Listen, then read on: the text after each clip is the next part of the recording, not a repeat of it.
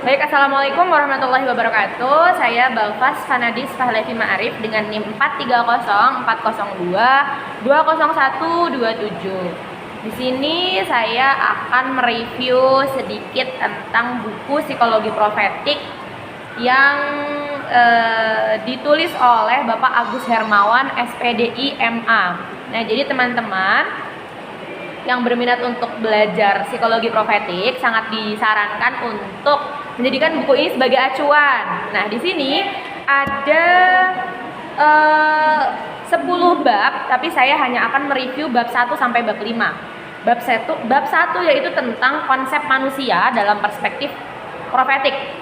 Nah, jadi di bab 1 ini kita berfokus membahas tentang 1. Hablum minan nas, hubungan manusia dengan manusia. 2.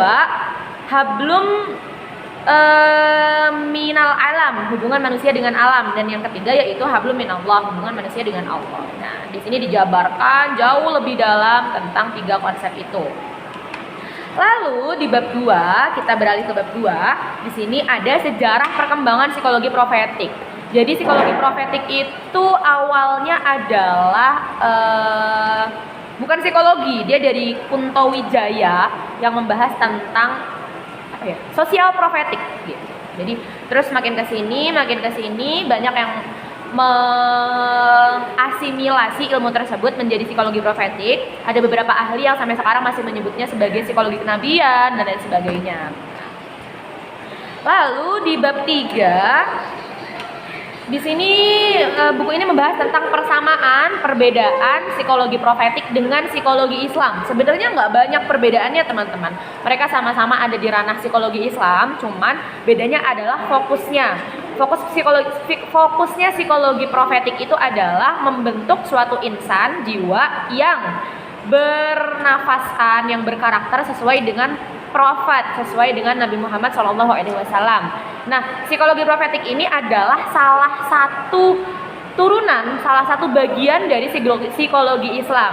Jadi bisa dibilang psikologi Islam itu generalisnya, kemudian psikologi profetik ini adalah salah satu spesialisasi dari psikologi Islam. Begitu. Kita lanjut ke bab 4. Bab 4 ini adalah tentang peluang dan tantangan psikologi profetik.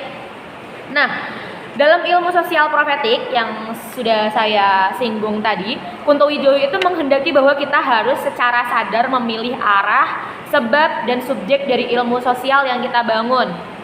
Ilmu sosial tidak hanya menjelaskan dan mengubah fenomena sosial, melainkan juga memberi petunjuk ke arah mana transformasi dilakukan dan oleh siapa. Nah, di bab ini itu ada 2 tokoh yang menjadi fokus dari peluang dan tantangan psikologi profetik, yaitu At-Talas dan Alparslan. Nah, mereka ini sama-sama pejuang psikologi profetik gitu.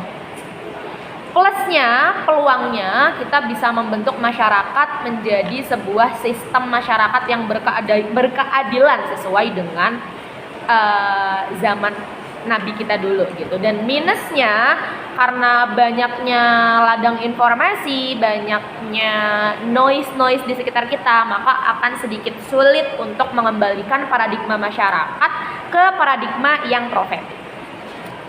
Lanjut ke bab terakhir, yaitu bab 5, jiwa dalam psikologi profetik.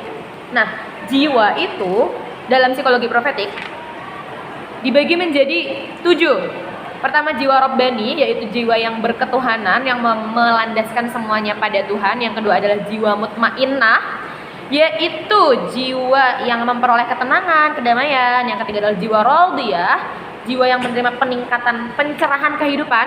Lalu ada jiwa mardiyah. Nah, pada fase ini itu jiwa telah menyatu dengan asal usul ruhnya gitu. Fana ulfana dan bako ibillah bahasanya. Keenam yaitu jiwa kamilah. Dia adalah jiwa yang bermukim pada Allah Ta'ala, tiada bertempat, tiada waktu, dan terbebas dari segala sesuatu selain Allah. Yang keenam adalah jiwa insani. Itu bisa disebut dengan jiwa lawamah, yang kita semua sepertinya masih ada di fase ini. Yang kedua adalah jiwa hewani, yaitu dia sejalan dengan syahwat. Kalau bahasanya Pak Agus itu adalah nafsunya perut ke bawah. Kalau jiwa mutmainnah itu nafsunya perut ke atas. Seperti itu teman-teman. Nah, itu adalah sebagian dari isi buku Psikologi Profetik yang dibuat oleh Pak Agus Hermawan. Menarik bukan? Silahkan dibaca. Sekian, wassalamualaikum warahmatullahi wabarakatuh.